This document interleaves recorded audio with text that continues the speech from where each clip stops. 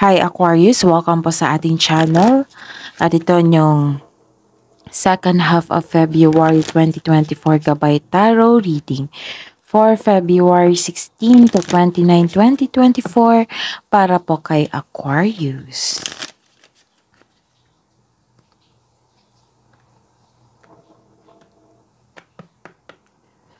Please be reminded that this is channel reading po, sa maaari kayong makarelate o hindi. Just take what resonates. Gamitin ang reading na ito bilang gabay lamang. Balik po kayo dito bukas para sa ating daily Gabay Tarot reading. Please like, subscribe, and click bell button for notification para updated po kayo sa daily tarot reading natin. Para po sa gustong magpa-reading, maaari nyo pong makuha ang link. Nasa description box po ito. Message nyo lang po ako sa messenger. Maraming salamat po.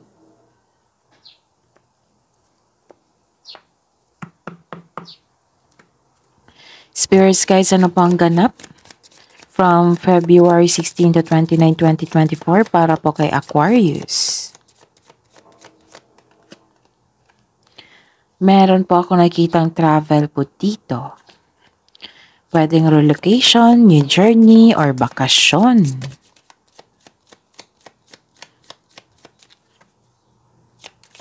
Ano po ang ganap sa buwan nito, February 16 to 29, 2024 para po kay Aquarius? Makakatanggap ka ng wisdom message mula sa inyong malapit na kaibigan, parents, elders.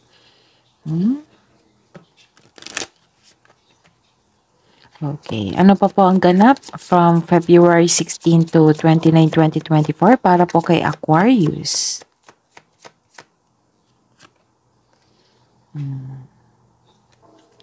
Okay. So, malakas ang inyong intuition. May malalaman kayong sekreto, clarity.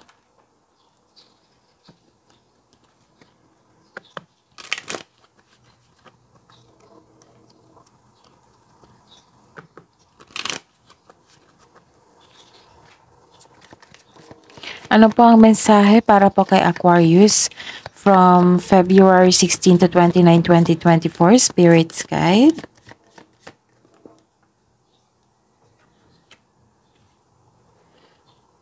Express your sensuality. Ano pa po ang mensahe para po kay Aquarius ngayong February 16 to 29, 2024, Spirit's Guide?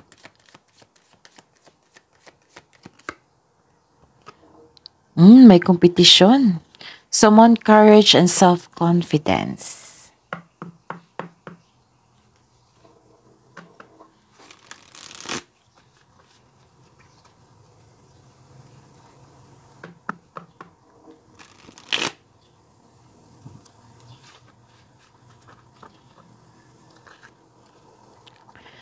Ano po ang energy ni Aquarius ngayong February 16 to 29, 2024, Spirit Sky?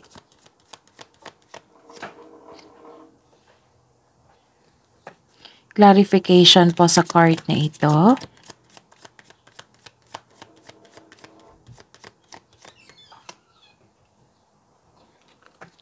Career and money. Career and money po ni Aquarius. Clarification po sa card na ito.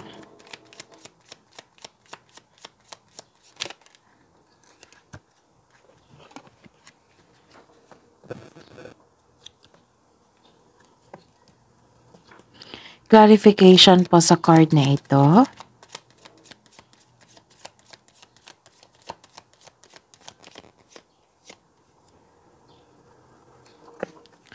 Love and romance, self-love, partnership and romance ni Aquarius ngayong February 16 to 29, 2024. Aquarius.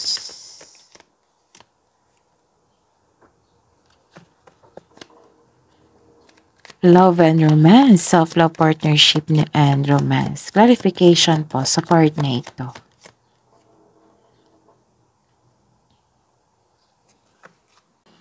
By the way, Aquarius, please visit our channel po. Scroll down nyo lang po. Andun po yung separated video po para po kay Aquarius. Uploaded noong December 2023, yung 2024 Gabay Tarot reading nyo po. That is 12 months, 1 year Gabay Tarot reading. At may bago po tayong mga upload, separated video din. Para po kay Aquarius. Yung birthday reading nyo po. Uploaded din yung love reading, kaka-upload lang po. First quarter of the month, monthly Gabay Tarot reading at first half of the month of February Gabay Tarot reading. So check nyo po, may makukuha kayong karagdagang mensahe po doon na magsilbing gabay po sa inyong araw. Okay? Maraming salamat po. Ngayong February 16 to 29, 2024 para po kay Aquarius. Bakit nakita ko dito na gusto nyo mag-give up? I see. Naging impatient po kayo sa isang tao. Kasi matigas ang ulo niya. Okay? So, ayun. Pwede din sa trabaho to ha, naging impatient kayo. So, kung naging impatient kayo, Aquarius, kailangan yung habaan ng pasensya nyo at pag-intindi. Tapos, ayun. May nakita ko dito na humihingi sa'yo ng pansin. Oo, first, humihingi siya ng pansin or kayo po ang humihingi ng pansin. Pwedeng partner nyo to, pwedeng anak nyo to, or kapamilya, pwedeng kayo ito na naghihingi ng pansin kasi kulang yung binigay na atensyon. Okay? And this card asks you to not surrender. Huwag kang susuko, gaano man kahirap ang mga pagsubok. Kasi dito tayo maging matatag, maging strong. Marami tayong makatutunan dyan sa challenges na yan na dapat natin ma-overcome at i-prove natin sa sarili natin na ma-overcome natin ito, na kaya natin na malampasan ito. And i-prove sa universe na kaya natin tong challenges na ito. So, sabi ng card dito na huwag kayong susuko gaano man kahirap ang mga pagsubok. Okay, and the clarification po. Mainit ang ulo mga yun, Aquarius eh. So, ayun. Maari na, ayun, itong taong to na hindi marunong magpahalaga, matigas ang ulo, ayun, mainit ang ulo mo sa kanya. Ayun, kailangan talaga ng pasensya, Aquarius. Habaan nyo po ang pasensya nyo po. Tapos, i-enjoy nyo yung trabaho nyo. Tapos, kung may deadline ito, wala namang masamang maghingi ng tulong. Okay? Tapos, kakagaling nyo lang sa bakasyon. Yun yung reading ko sa inyo last week. So, kailangan yung, one at a time. Don't rush things. Matatapos din yung mga gawain nyo. Kung may delay, kailangan natin intindihin na hindi naman lahat ng gusto natin ay naayon, 'di ba? Meron talaga mga halong challenges 'yan kasi tinitest yung patience natin. So go for this challenge na kailangan na exercise nyo yung patience nyo. Para naman to sa inyo para ma-prove nyo sa inyong sarili na mahaba ang inyong pasensya na sa sitwasyon na ito. Lalo na sa inyong concern sa isang tao. Hindi talaga itong sign na mag-give up. Dalawang card na sign ang nagsabi dito na gusto nyo mag-give up kasi mainit ang ulo nyo, nagkaroon ng delay, mayroong matigas ang ulo.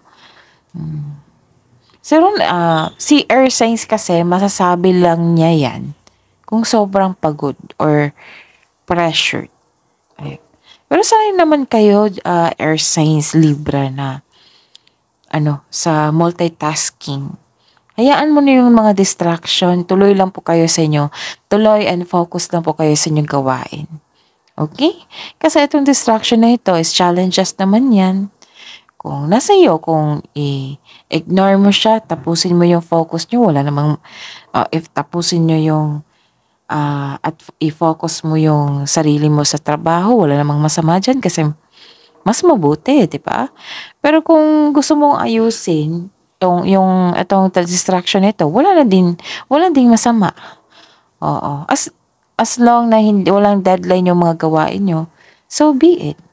Kausapin nyo. Pero improve your communication skills. Magaling kayo isa to sa strength nyo. Aquarius. Itong, ano tawag dito? Communication. Okay? So, ayun ha. Hindi ito ang sign na mag-give up po kayo. Okay? Tapos ingat po din po kayo sa isang tao na manloloko.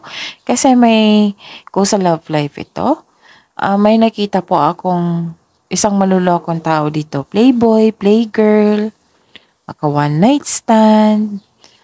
Sana naagapan nyo yan kasi magkukos talaga yan ng trouble at problema sa inyo. Sayang naman kung hayaan yung makapasok itong manlulokong tao sa inyong buhay na na-focus kayo sa inyong career and money. Ayun ha. Mag-ingat po kayo sa taong ito. Okay? Sa career and money. Sa career and money, okay. Sabi po ng card dito, 3 card na po nagsabi dito eh. Gusto nyo nang sumuko. Bakit naman ganun, Aquarius? So, have confidence, have courage. Tapos, ang sabi ng card dito na inspiration is on the way, so don't give up. Your body and soul will heal, but that healing will take time.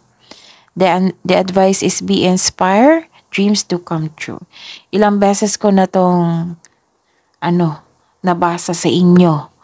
Aquarius, kahit personal reading, lalabas talaga tong sinasabi ng card na dreams do come true. Kailangan nyo lang ng sipag at tiyaga para matupad ang inyong pangarap sa buhay. Kaya pala, ngayon ko pa lang na may nakita kasi ako dito na competition eh. Baka, kayo po, is belong sa air signs, Aquarius. And I am sure na hindi nyo gusto yung competition. Yung rivalry.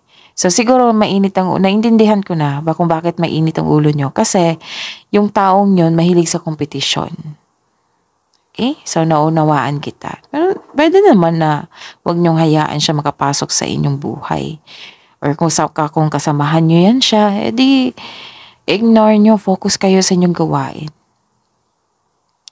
Ayun ha, every personal reading, reading ko dito sa air signs, na belong kayo sa air signs, Aquarius. Lalabas talaga to na dreams do come true. Be inspired, dreams do come true. Kailangan nyo lang ng sipag at tiyaga. So, don't claim negative affirmation ha. Like for example, ayoko na, sukong-suko na ako, give up na ako, huwag ganon. Kasi iba yung ma-attract nyo yan. Alam ko hindi kayo papayag, so mag-positive affirmation kayo. Instead of gusto nyo sabihin yung negative, positive affirmation nyo. Oo. Para yung positive yung energy yung ma-attract nyo. Okay? So, kailangan nyo talagang labanan to, Aquarius. I-prove nyo sa sarili nyo at sa universe na kaya mo itong challenges na ito. Ano to relationship sa isang tao kasi matigas ang ulo niya. Ayun. Delay. Yan din yung challenge sa inyo. Sukong-suko ka dito So, remind ko lang sa inyo, Aquarius, na don't claim negativity.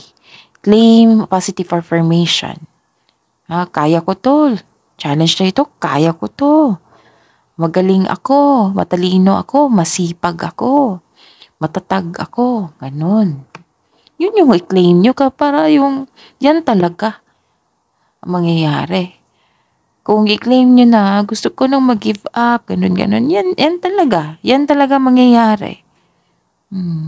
Kasi yun yung sinasabi nyo eh. So nag-a-attract kayo ng negativity. So I advise you na claim positive affirmation. I-recite nyo, sabihan nyo na every morning na gigising kayo. Matalino ako, marami akong ideas, maging productive ako ngayong araw na ito, marami akong matutulungan, marami akong tutulungan ko yung sarili ko para makamit ko yung pangarap ko sa buhay. Ganun. So, don't rush things then, Aquarius. Alam kong gusto mo nang matapos yung gawain mo. Don't rush things. Kasi, nasa-sense ko dito, exhausted ka na eh. Kaya nga, ano na yung pinagsasabi mo dito. Kasi pagod kayo, hindi nyo yan minimin. Pero, yun nga, wag nyong kayong magsabi ng mga negativity dyan. Kasi iba yung ma-attract nyo. So, ayun, pagising nyo, positive affirmation. Kasi yun yung magkakaroon ka ng positive energy niyan. Ma-attract yung mga blessings. Okay? Tandaan nyo talaga yan ha. Halos everyday ko na yan sinasabi sa inyo. So, hindi kami magsasawa na mag-remind sa inyo, Aquarius. Okay? Okay, sa love life tayo. Love life, self-love, partnership, and romance. Hindi pala tayo tapos sa career and money. Okay. Sa career and money pa tayo ha. May gusto makipagkita sa inyo. As in, kung pwedeng nauna, ganun. So, this is your past person na nakarealize na siya na gusto niyang humingi ng tawad. May nakita rin ako na hindi kontento sa inyong kinikita or posisyon sa inyong trabaho ngayon. Sabi ko rin dito, sabi ng card dito na, there is something better for you. Kaya, itong 4 na card na disappointment, temporary lang po yan. Kailangan nyo ma-overcome yan. Don't give up kasi dreams do come true. Kailangan nyo lang talaga ng sipag at syaga. So, yun ha, Aquarius. Okay. Sa love life, self-love, partnership, and romance. May delay talaga. 2 card na to. May delay. Di ba may travel, no? May delay sa travel, paglilipat ng bahay, relokasyon. Basta po may delay. Kailangan talaga ng mahabang pasensya nito, Aquarius. Huwag kayong mainis, huwag kayong mainip. Alam kong air signs kayo, tapos yung weakness nyo is mainip. Siyempre, kasi gusto nyo magtrabaho, excited kayo. So, kailangan talaga na pag-intindi dito. May bumabalik talaga from the past. 2 card na nagsabi dito. Sino kaya yan, Aquarius? Okay? Pero mag-ingatan nyo yung feelings nyo, ha? Kasi some of you, pag may naalala kayo sa past or may bumalik from the past, nahihirapan kayo mag-move on. So, busy kayo dito. At the end of the day, of the week, busy kayo. Na meron success po dito. Success, opportunity. Okay, spend time with people who inspire and motivate you.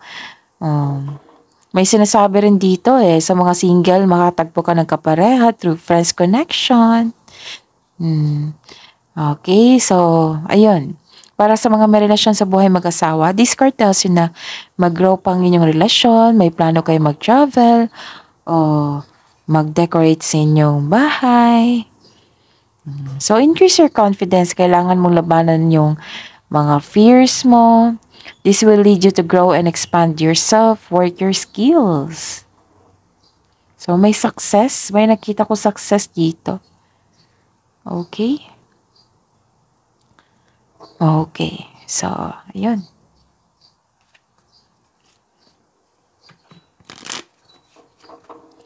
Hidden truth, anong iniisip mo? Anong iniisip niya ni Aquarius ngayong February 16 to 29, 2024.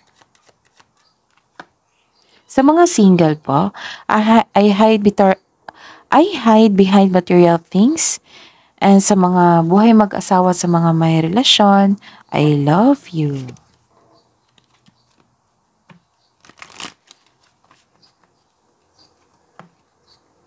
Spirits guides, ano po ang mensahe niyo po para sa mga single, love message niyo po para sa mga single na Aquarius ngayong February 16 to 29, 2024. Build strength, exercise, and kung pwede mag-video okay kayo. Kumakanta kayo dito para ma-relax kayo.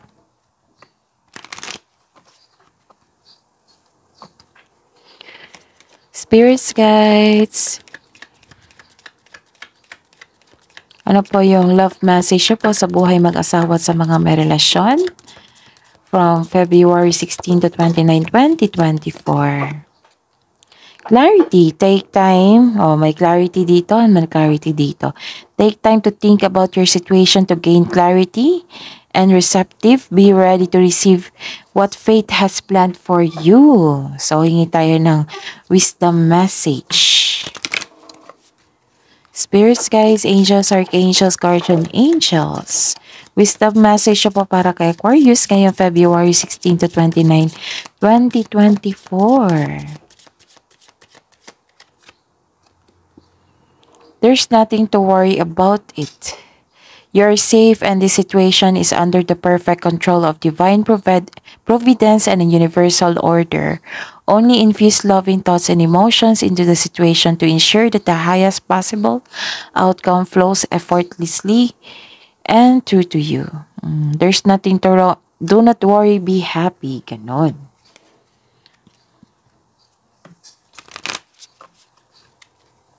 Okay, isa pa. New partner talaga, A chance meeting is no mistake. It is divinely orchestrated as a catalyst to set the wheels in motion for the fruition of your prayer. So, naghiling kayo sa isang new partner. Aquarius, pay careful attention to new people we send into your life. You will recognize them by your sense of familiarity, comfort, and safety. Granted yung manifestation nyo dito. Pwedeng new partner nyo ito new friendship, new connection. Kabong advice pa para po kay Aquarius ngayong February 16 to 29, 2024. 1, 2, 3. A new romantic cycle begins. Wow! Aquarius. Ano pa? Work through your fears. Ito yon. Nang sabi dito na 4 na card na. Actually, 5. 5 na card, 5 na po nagsabi dito na work through your fears. Face your fears. Be confident. Spirits, guys, angels, archangels, guardian angels, mensahe nyo pa para kay Aquarius. Ngayong February 16 to 24, 16 to 29, 2024. Okay, this is message from Archangel Metatron. Call upon me to clear and open your chakras using sacred geometric shapes. And message from Archangel Haniel. You are extra sensitive to energies and emotions right now. Honor yourself and your feelings. Yes, this is indeed na may na-mention kasi dito. So, 5 card dito. Naging sensitive kayo dito. Yun. Naging emotional kayo Like, for example, may dumating na gustong makipagkita sa inyo. Ayun. Naging distraction to sa inyo, na hindi kayo makamove on. Tapos, naiinis kayo. Bad mood kayo dito Mainit ang ulo nyo. Sa isang tao, sa isang delay. Okay, so honor yourself and your feelings, sabi dito. That is your reading, Aquarius, from February 16 to 29, 2024. Please like, subscribe, and click bell button for notification para updated po kayo sa daily tarot reading natin. Maraming salamat po.